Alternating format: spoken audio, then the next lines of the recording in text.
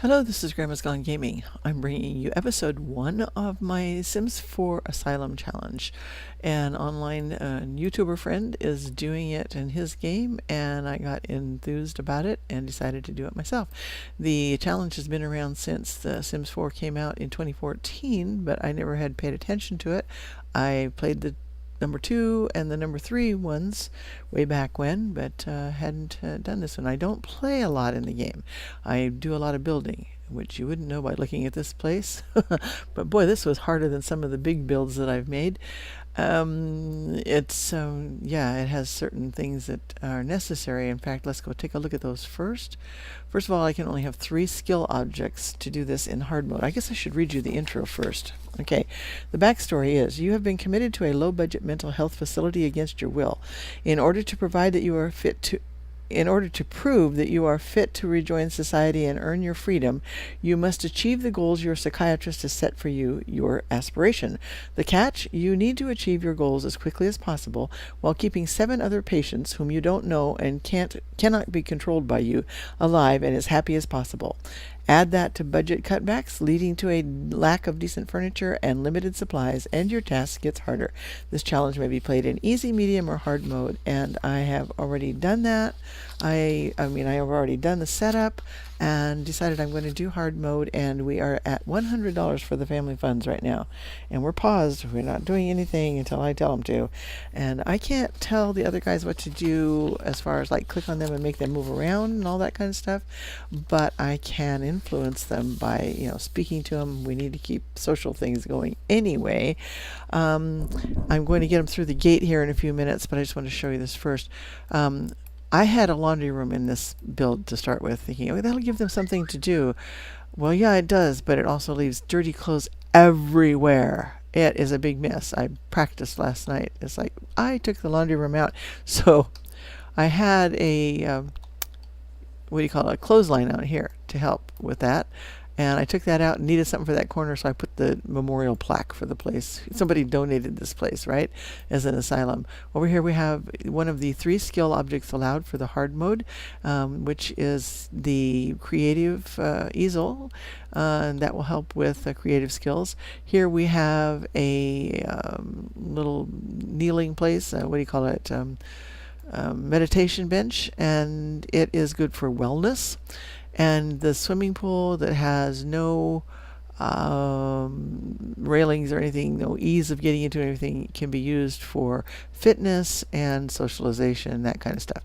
Then let's see, so you get some fun out of that, I think. But yeah, I did not use anything that would give any kind of moodlets. In other words, no decorations that say that they give it environmental moodlet or anything like that. Everything in here is free of anything that will influence the Sims in any way. The lot itself does not have any traits for the same reason, because it will influence the Sims. So there we go. And now I used everything as the cheapest I could get, except that I did not use children's things. I used the adult things. We're allowed to have bookshelves, bookcases. The computer is a choice of 1 computer for the hard mode, 1 computer or 1 TV, and I chose a computer because my sim wants to write. But we have bookshelves, the cheapest one in each room, and there's no limitation on it. I did not see any limitation on that anywhere. Checked carefully. It just says use the cheapest things whenever you do it, and that's the cheapest bookshelf. So these are the cheapest beds. Cheapest dressers, but they can change clothes through there, and there are the cheapest mirrors here, the cheapest of that size in this case. The lighting I kept as cheap as I could, and so get halfway decent lighting. Cheapest floors, carpets, concrete for the outside. These little things here are just institutional. That's all it is. It's white walls everywhere, and the cheapest paint possible, and the outside has the cheapest siding and the cheapest foundation. This is an institutional fence. This is not the cheapest fence, but it just had to have this. Otherwise it doesn't work right. It just doesn't. So they spent all their money out there on the fencing and couldn't afford anything else. Here, this was my laundry room. It still is. It's a storage and laundry room. I originally had tried it with this pantry thing in the kitchen, but it jams up their pathing. So I made sure that there's enough cupboards in there, and this is the very cheapest used stuff that you can find. Little tiny mat there, cheapest computer, cheapest desk. These are the cheapest trash cans that you can get. There is a household trash can here that works, an outdoor one, because otherwise things would really, really, really be worse.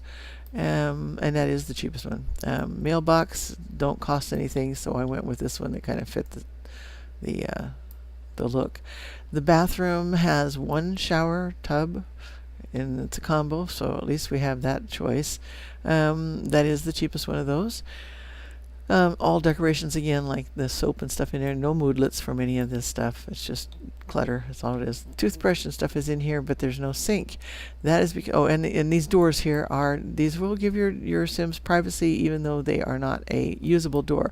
Bugs the heck out of me that Sims will walk through an open door since Sims 3 came along. I don't think it was still happening in Sims 2.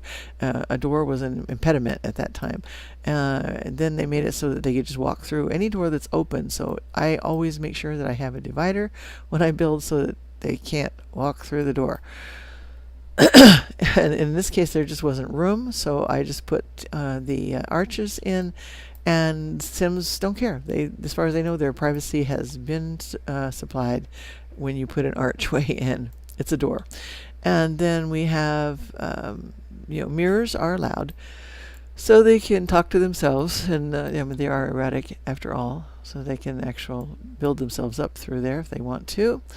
And they are in different places. The seating, in the hard mode, I'm only allowed 4 seats. So we have one here, and this is the cheapest computer chair that's available. This is a new cushion that came in with the jungle thing, I think. I usually use it in the bright colors. It's really a neat seating option, but it only seat 1. And this log is the cheapest love seat that we have. And it only seats 2. So we have 1, 2, 3, 4 right there. Now, your Sims will sit on the beds when they need to. So really, it's not a big problem to not have more than that. And the reason I went ahead and used a love seat rather than 2 individual seats is because they will also nap on that, as hard as it is. And it is a cut log. No cushions, but they will take a nap on that if they can't get a bed. And you notice there are only 4 beds, which is part of the hard mode as well. I have 8 people and 4 beds, but we do have a place to nap. And also, of course, they can fall asleep on the floor wherever they need to.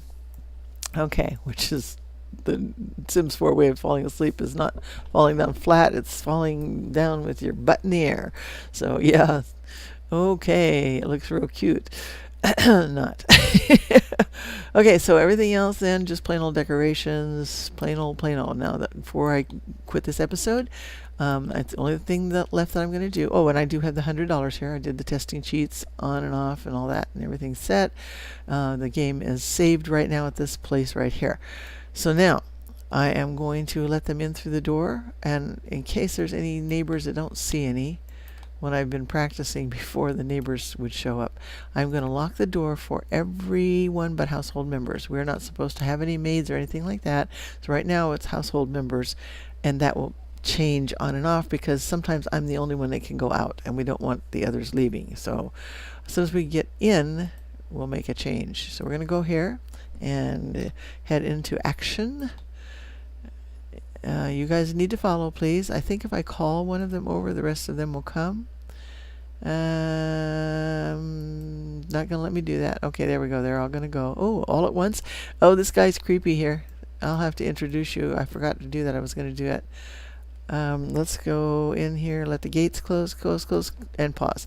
All right, while we still have them out here and you can see who they are, first of all, let's lock the door. We're going to lock the door for everyone but Linda. And Linda is my young adult. These are all young adults. She is my young adult Sim self. I designed her right away when the game first came out. She is very true to myself, except that I don't have a music lover trait right now. I have an erratic trait. Everybody here has an erratic trait. That and being young adults is the only way we're related in any way, shape, or form. All right, and they are all completely chosen randomly, even for their traits and all that kind of stuff, except that I had to give them the erratic trait. Erratic is the old insane trait. Now it is erratic. All right, should we have Shirlene Munnerlin? And it looks like she must be going into the pool because, yeah, that's her right there. Now, I won't be allowed to click on them and control them. I will be allowed now. I have in my rules that it's supposed to be at 12 midnight. I notice Vittergavia, who's playing, he's doing his at noon or maybe just once a day. I think, watching the time on this thing is really hard, even if you're playing on one speed, which you mostly should be doing most of the time. There's not a rule, but you're playing a challenge, right? So anyway, she has, like I said, she wants to be a master chef. So she has the erratic trait, loves outdoors, and is creative. These are all random, but she does have the essence of flavor to go with her aspiration. Malia Paloman, let's do that, is erratic, geeky, and gloomy, and she is a quick learner because her aspiration is nerd brain. We have Stanley Napoy here, and he is erratic, jealous, a kleptomaniac, and alluring because his aspiration is serial romantic. I don't know how he figures anybody's going to love all that about him, but somebody may. Who knows? Okay, Kenna Kyler is one of the four ladies.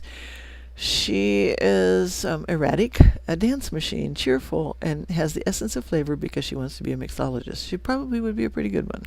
But she doesn't have a bar because I can't use those kind of skill things. If I put in a bar, that would be one of my skill items, and it would cater to her. I tried to stay with things that were pretty generic here. Phil Saldibar, he is erratic, lazy, perfectionist, animal affection, and his aspiration is friend of the animals. Now, I don't think that they had updated the rules. I couldn't find it anywhere to mention anything about the cats and dogs EP. When you're setting up, when you're using some of the other ones, you're not allowed to have things like successful lineage, big happy family, super parent, and I suspect that this, for cats and dogs, you would not want him to have this this aspiration. For one thing, he's supposed to be friends with animals 12 times. Okay. Be friendly with animals. Yeah. He's not going to see any animals in here because we're locking the doors. Now, he does get a chance. We get a chance to go out once a day. And in hard mode, that is at a very odd time of day. Where is it? Between 6 p.m. and 11 p.m. And all Asylum residents must make the trip. I may go out, on the other hand, between midnight and 5 a.m. to do gathering and stuff. And notice behind me there are some grow fruit trees. I will make good use of those, and there are other things around. And I think that I can get here out on the road and travel. If you use the phone, I think you have to go to a lot. I'm not really sure what I can do about that, or if I just have to travel around the entire neighborhood that I can reach. There would be a good chance of, if I can go somewhere without going to a lot, which I can only do that once a day with everybody, then we can use the bathroom somewhere else too. So I might make use of that from time to time. We'll see. Needs here, we're looking, what does he have? I can look at their needs. I can't help him with it. But yeah, he needs to sleep already. Okay, so then we have two more guys. Scotty Keenis, he's over here. We need to go back to his simology. He is erratic, self-assured, creative, and a muser because he wants to be painter extraordinaire. So he could make use of this, and he is creative. We'll see if that happens. I don't know. In my practice runs with him, he mostly likes to be the muser. He goes around looking at things and thinking about them, and doesn't do much about the creative part. He's not lazy or anything, but he's definitely erratic. Now, this guy, I had to laugh when I saw him. He was my first randomized for my final person, and that turban, he is a little Eastern looking, perhaps. But he's got the earrings, and he has a big flashy ring, and he has the turban on. And then if you go look at him, let's see, here he is running. Now, he can run quite well, actually. But he's wearing not Eastern type clothing, obviously. He's looking at me very strangely. He is definitely very erratic. He is also hot-headed. He's a snob. He doesn't think anybody's as good as he is. And he's not going to like any of this stuff because, yeah, lowbrow television. Yeah, everything is low in here. And he's dastardly. Now, he's not mean, but he's hot-headed. He's dastardly. So, yeah, and I couldn't help it. I gave him the creepy walk. Several others have different walks. Most of them have just the standard same walk. But there we go. Now you've been introduced to the house, the residence. We're going to put the lid up here. And I'm going to go ahead and say goodbye for now. And I'll come back and we'll do some playing. Thanks for watching, and bye for now.